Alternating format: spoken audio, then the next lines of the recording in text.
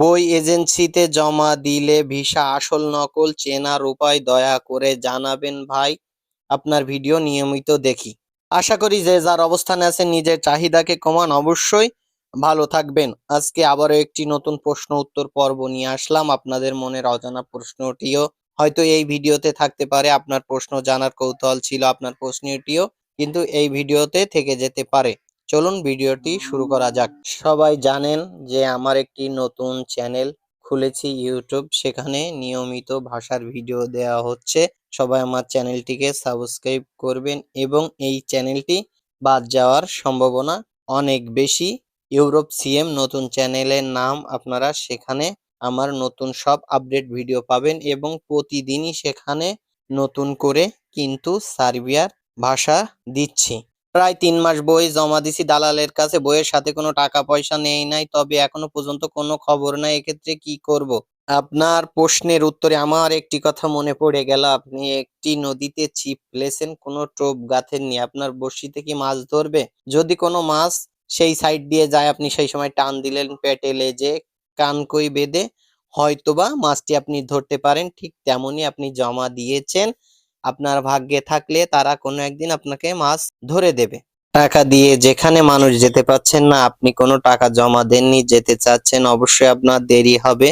আর যেতে পারবেন কিনা সেটা আল্লাহ ভরসা। এখন আপনি চেষ্টা করতে থাকুন, দেখেন কবে তারা পারমিট দেয়। এতদিন আপনার সবকিছু আসার কথা। ভাই পারমিট পাইছি, এখন ফাইল দিল্লি এম্বাসিতে পাঠাবে, দালাল বলল। এখন কথাটা কতটুকু সত্যি?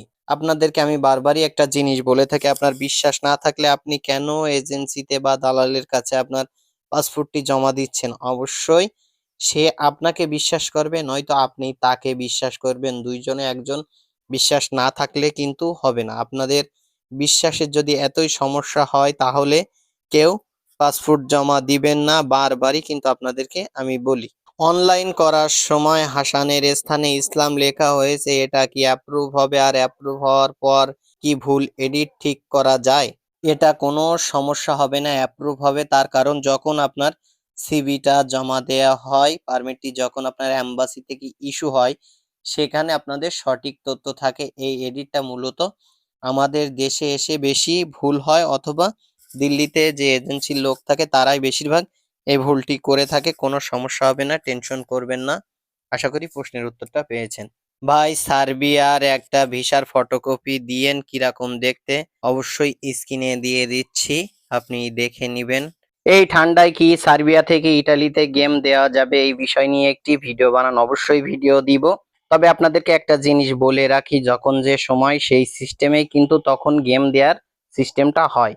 আমি পারমিট জমা দিয়েছিলাম সার্বিয়াতে ফ্যাক্টরির প্যাকেজিং কাজে, পারমিট আসছে কনস্টেশনের। এখন এজেন্সি বলতেছে পারমিটটি ফ্যাক্টরির ভিসা লাগিয়ে দিবে। কথাটুকু কতটুকু সত্য জানালে উপকৃত হতাম। আমি যতদূর জানি বিষয়টা এমন হওয়া সম্ভব নয় ৬ মাসের আগে। তবে যদি আপনার এজেন্সি বলে থাকে সেটা হলো তাদের ব্যাপার, তারা পারতেও পারে।